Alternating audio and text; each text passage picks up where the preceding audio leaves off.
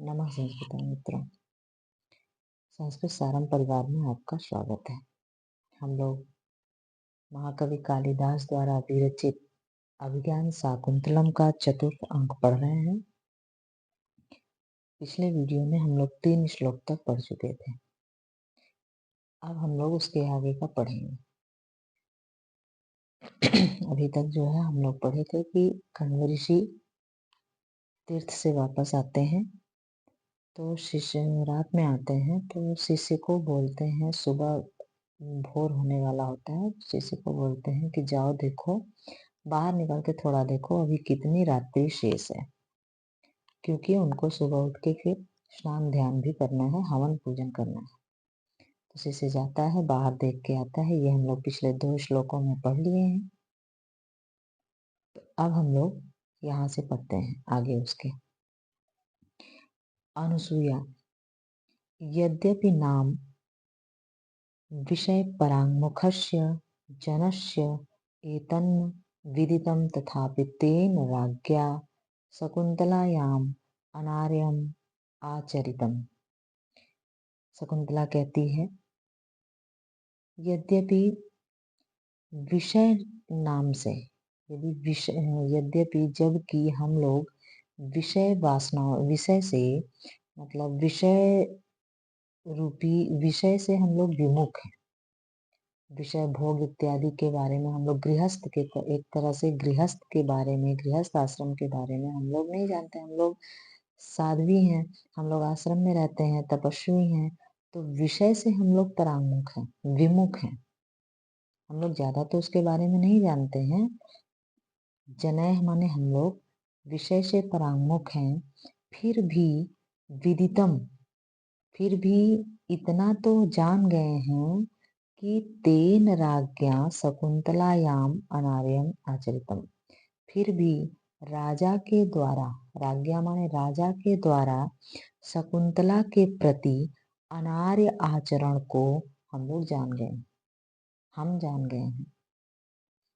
यद्यपि विषय से हम लोग परांगमुख हैं, क्योंकि हम लोग तपस्वी लोग हैं, तपस्विनियां हैं, तो विषय से हम परांगमुख हैं, विमुख हैं हम लोग, फिर भी इतना तो जान गए हैं कि राजा के द्वारा उस तेन राज्ञा, तेन तेन शब्द किसके लिए आया है, ये आप लोग मुझे कमेंट करके जरूर बताइएगा। ये मेरा प्रश्न है आज का कि तेन शब्द किसके लिए आया है।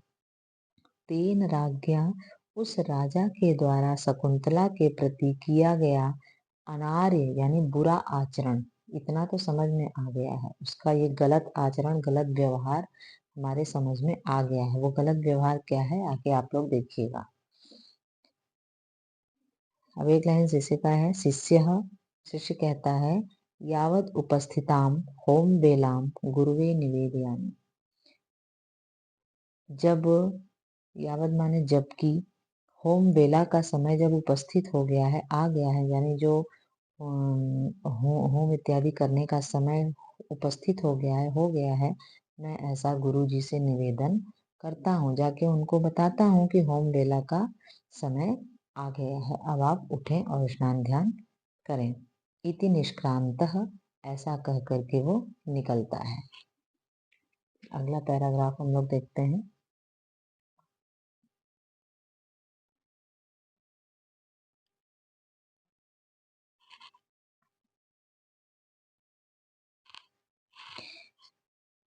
अनुसूया कहती है, प्रतिबुद्धा अपि किम करिष्यामि।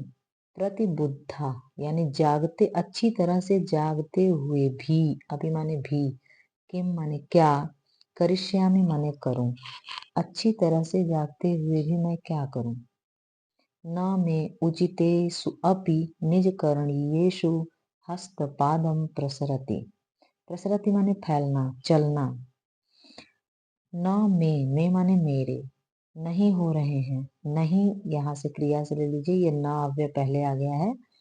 देखिए, मेरे अपने उचित जो निजी कार्य हैं, यानी जो हमारे सुबह के काम हैं, जो अपने फूल तोड़ना, माला गूंथना, आश्रम में पानी लाना, आश्रम की साफ सफाई करना, ये सारी चीजें जो हमारी रोज की हैं, नित्य क्रियाएं जो हमारी हैं, उसमें भी हमारे हाथ पैर न प्रसरति, फैल नहीं रहे हैं, मतलब चल नहीं रहे हैं, काम नहीं कर रहे हैं। जो रोज का हमारा काम है वो भी करने में हमारा हाथ पैर नहीं काम कर रहा है। कामम इदानीम सकामो भवतु, काम यानी कामदेव। कामदेव इस समय सकाम हो, यानी क्या कहेंगे इसको, कामदेव की इच्छा पूरी हो। कामदेव इस समय कामी हो जाएं, उनका काम, जो कामदेव का काम क्या है कि लोगों में काम वासना को जगाना, तो कामदेव की इच्छा पूर्ण हो। ये नाम, जिसने, जिन्होंने, येन शब्द किसके लिए आया है, ये भी कमेंट में आप बताइएगा मुझे जरूर कि येन किसके लिए आया है। कामदेव की इच्छा इस समय कामदेव की इच्छा पूरी हो। येन माने जिसने, अब येन में का आ जो दिख रहा है आपको वो यहाँ आ गया है। ये येन है और ये अ यहाँ आ गया है, असत्य संदेह। अ और अ मिलकर के, न का अ और इसका आ मिलके आ हुआ है, तो ये लिखना एक ही में चाहिए था। येन असत्य संदेह जने शून्य हृदया सखी पदम कारिता। जिसने, अब बताइएगा जिसने किसके लिए आया है। जिसने असत्य संदेह माने प्रतिज्ञा, असत्य प्रतिज्ञा वाले लोगों से शून्य हृदय, शुद्ध हृदया वाली सखी शकुंतला का पदम कारिता, उसका प्रेम कराया है, उसको मिलवाया है, उसका प्रेम कराया है। जिसने असत्य प्रतिज्ञा वाले जन को शुद्ध हृदय वाली सखी से प्रेम कराया है। अथवा या दुर्वाससः साप एस विकारयति, दोनों बातें सोच रही है वो कि कामदेव की इच्छा पूर्ण हो। ऐसा तो नहीं कि ऐसा तो नहीं कि कामदेव ने जो है असत्य प्रतिज्ञा वाले दुष्यंत के साथ शकुंतला को प्रेम कराया है। वह उसकी असत्य प्रतिज्ञा तो नहीं थी जो उसने तरह तरह की बातें की थी। या ऐसा भी हो सकता है, कहीं ऐसा तो नहीं, अपने मन में ये सारी बातें वो कह रही है, कह रही है ऐसा तो नहीं कि दुर्वासा ऋषि जो साप दिए थे कि वो तुमको भूल जाएगा, तो कहीं उनका साप ही तो नहीं कार्य कर रहा है, कहीं उनका साप ही तो नहीं जो है इस समय बिगड़ रहा है, उनका साप की वजह से तो ऐसा नहीं हो रहा है। अन्यथा कथम स राजर्षि, राजर्षि, यहाँ देखिए विसर्ग है, इसको विसर्ग का जब संधि हुआ है तो स हो गया है। राजर्षि तादृशानि मंत्र मंत्रयित्वा तावतः कालस्य लेखमात्रम अपि न विसृजति। अन्यथा किस प्रकार, भला कैसे, वह राजर्षि एतादृशानि, इस प्रकार की, जो उसने बातें की थी, मैं आऊंगा तुमको ले जाऊंगा यहाँ से विदा करा के, तो मीठी मीठी मैं तुमसे बहुत प्रेम करता हूँ, इस तरह की जो मीठी मीठी बातें की थी, इस एतादृशानि माने इस प्रकार की, मंत्रित्वा बातें की थी, मंत्रणा की थी, तावत वह, कालस्य उतने काल से, तावत माने इतने समय से, लेख लेख मात्रम अपि, लेख माने होता है पत्र, एक पत्र भी नहीं भेजा। मतलब कि ऐसा तो नहीं कि वो असत्य प्रतिज्ञा वाला था, कामदेव उस समय सकाम हो गए, उनकी इच्छा पूर्ण हुई, इसलिए जो है असत्य प्रतिज्ञा वाले दुष्यंत के साथ शुद्ध हृदय वाली हमारी सखी का प्रेम हो गया। या हो सकता है वो सही प्रतिज्ञा रही हो उनकी, वो सच्चे प्रेमी रहे हों, दुर्वासा ऋषि का साप ही जो है बिगड़ रहा हो, उसी की वजह से वो उसको भूल गए हो हमारी सखी को।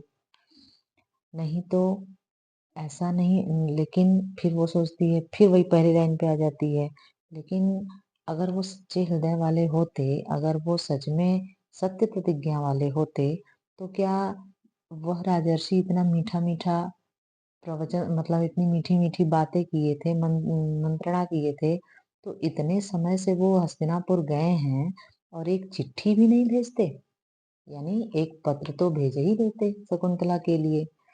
फिर कहती है, तरह तरह की बातें उसके मन में चल रही हैं, और बात इसलिए भी अंदर ही अंदर सोच रही है क्योंकि ये सारा वृत्तांत, दुर्वासा ऋषि का साप, दुष्यंत शकुंतला का विवाह, शकुंतला का गर्भिणी होना, ये सारी बातें सिर्फ इन्हीं दोनों के मन में है, ये किसी से कह भी नहीं सकती हैं। तो वो मन ही मन अपने ये सब बातें सोच रही है। फिर सोचती है, तद इतो अभिज्ञानम अंगुलीयकम तस्य विषयावह। फिर कहती है, तद इतो, क्या मैं अभिज्ञान रूपी अंगुली जो है, जो ज्ञान स्वरूप, जो अब पहचान स्वरूप अंगूठी है, उसको भेज दूं? मतलब उसको दुर्वासा ऋषि ने सांप का, अगर सांप उसका होगा, जो है सांप और उसका बिगड़ रहा होगा, तो मैं वो अंगूठी भिजवा दूं क्या दुष्यंत के यहाँ? सोच रही है कि तत इतो अभिज्ञानम अंगुलीयकम तस्य विषयावह, क्या मैं ये पहचान स्वरूप अंगूठी जो है शकुंतला से लेके किसी बहाने दुष्यंत के पास भिजवा दूं? दुखशीले तपस्वी जने को अभ्यर्थता। फिर मन में सोचती है, हर चीज का मतलब खुद ही सवाल कर रही है, फिर जवाब दे रही है। तो फिर कह रही है कि दुखशीले तपस्वी जने, जो दुखशील हैं, जो इतने दुख को सहने वाले हैं तपस्वी लोग, उनसे मैं कहूं कैसे? उनसे मैं कैसे कहूँ कि आप, हम लोग इतना बड़ा बड़ा कांड कर लिए हैं, और मतलब एक कांड ही तो की थी ये सारी सखियां मिल करके, तो कहे कैसे? तो वो लोग क्वेश्चन करते हैं कि ऐसा हुआ क्यों, तुम की क्यों, शकुंतला ऐसा की क्यों, हम तो नहीं जाएंगे लेके। वो अपने मन में सारी बातें सोच रही है। तो कह रही है कि मैं दुख सहने वाले इन तपस्वी जनों से कहूँ कैसे?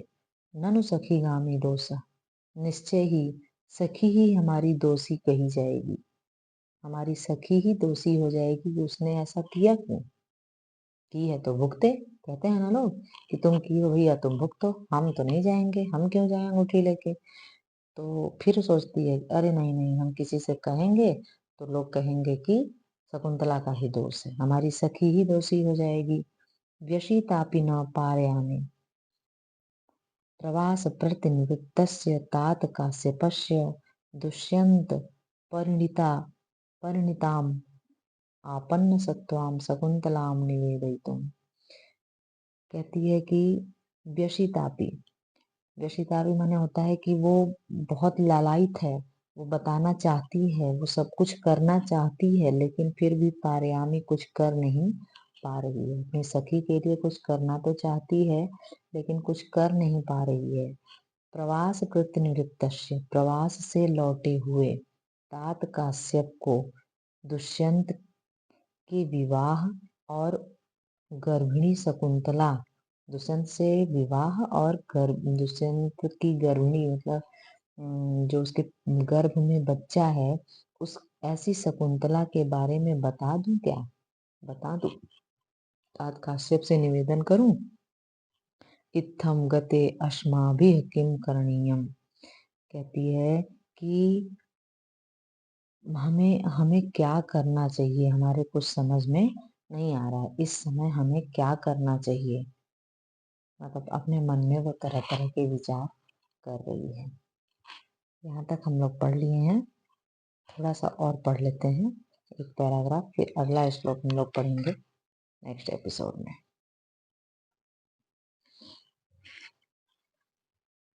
ये यहाँ देखते हैं, प्रियंवदा आती, तब अभी अनसुईया ये सब बैठे बैठे सोच ही रही है, तभी प्रियंवदा आती है। सहर्षम, बहुत खुशी से आती है। सखी त्वरस्व शकुंतलायाः प्रस्थान कौतुकम निवर्तयितुम। प्रेमदा बहुत खुशी से आती है और खुशी से कहती है, अरे सखी त्वरस्व, जल्दी करो, शकुंतला के प्रस्थान, शकुंतला के जाने के, प्रस्थान मतलब उसके विदाई का, के लिए, कौतुकम माने होता है मांगलिक कार्य, मतलब किसी के विदाई के समय जो शुभ कार्य होते हैं, जो भी मांगलिक कार्य होते हैं, उसको महावर लगाना, उसको तीर्थों की मिट्टी है, उसको अच्छी शुभ शुभ चीजें होती हैं, विदाई के लिए चावल है, ये सारी चीजें जो है इकट्ठा करने के लिए कहती है कि तुम इसका इंतजाम करो, उसको पूरा करने के लिए जल्दी करो। शकुंतला के विदाई, तुरंत माने होता है जल्दी करो। शकुंतला के विदाई के लिए जो मांगलिक कार्य हैं उनको जल्दी से पूरा करो। अनुसुईया कहती है सखी कथम एतत्, यह कैसे विदाई, मतलब वो तो अभी इतना सब कुछ सोच ही रही है, तब तक अचानक विदाई की बात आ जाती है तो कहते अरे विदाई ये कैसे, तो किसी को पता भी नहीं है कि शादी हुई है तो विदाई कैसे होने लगा।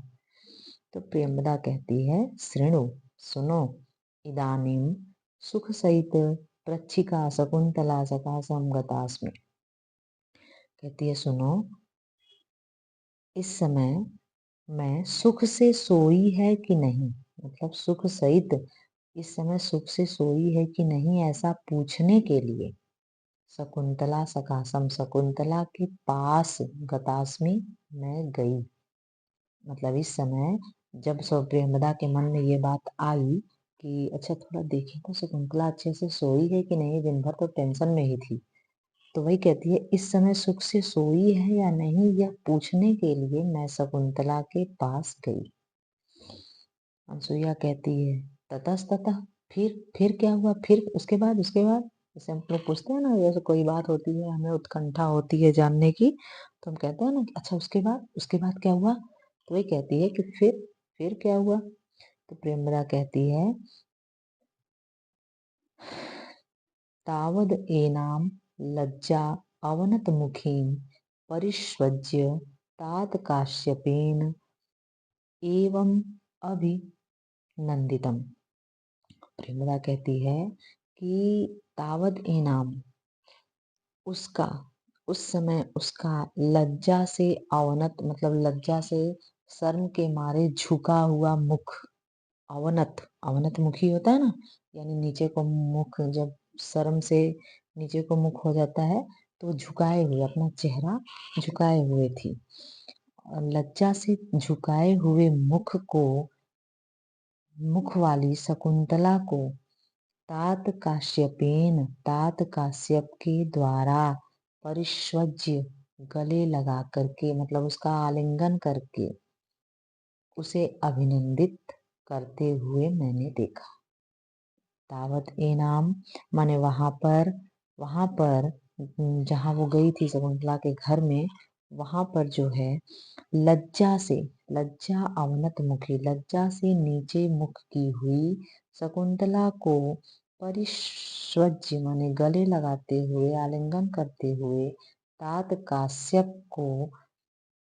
काश्यप के द्वारा आलिंगन की जाती हुई लज्जा से अवनत मुखी उस शकुंतला को मैंने देखा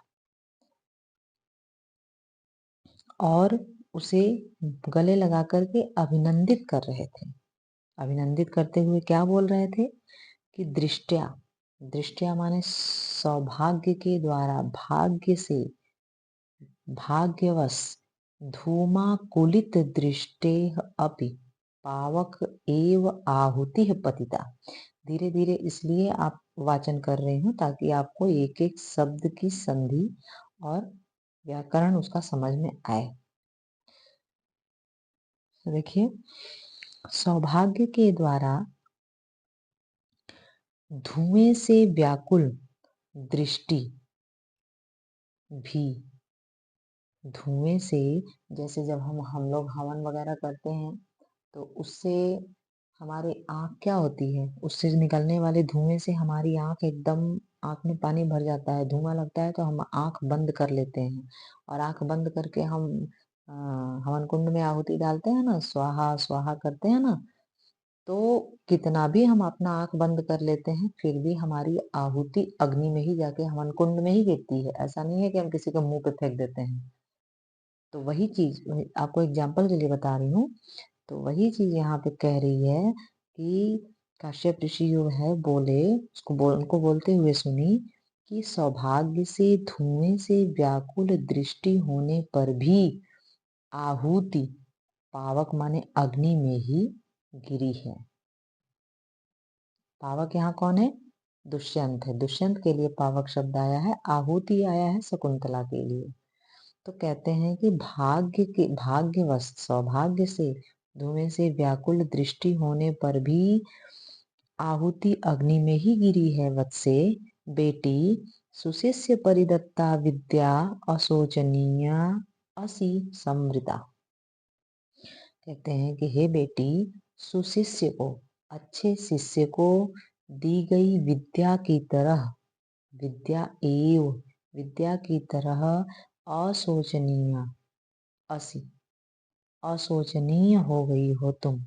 यानी अब तुम्हारे बारे में चिंता कर, जैसे हम लोग किसी अच्छे बच्चे को अगर कोई ज्ञान दे देते हैं तो फिर इस बारे में एकदम निश्चिंत हो जाते हैं कि वो उस ज्ञान का सही उपयोग ही करेगा, दुरुपयोग नहीं करेगा।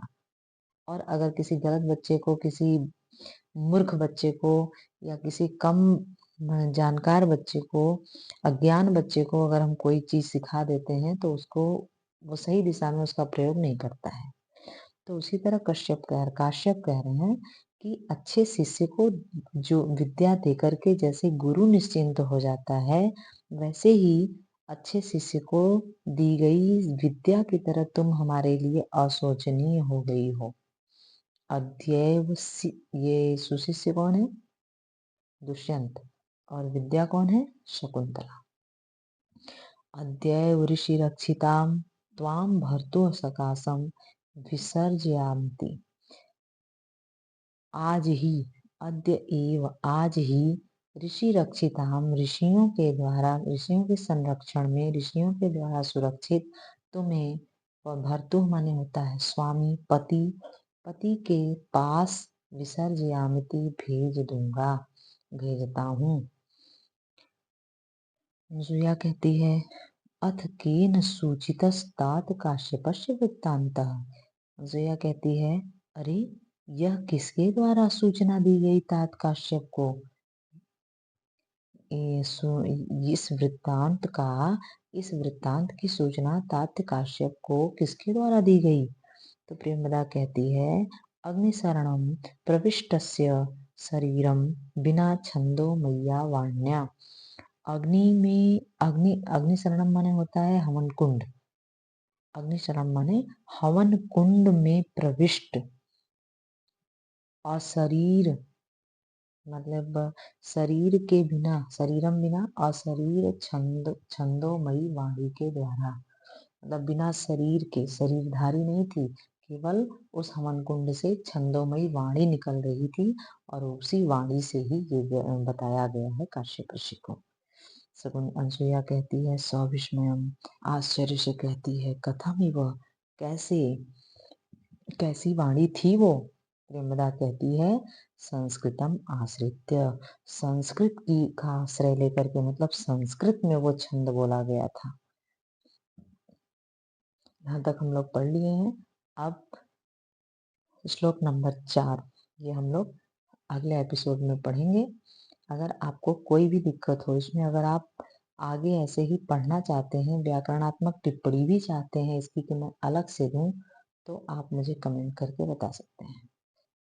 नमो संस्कृताय।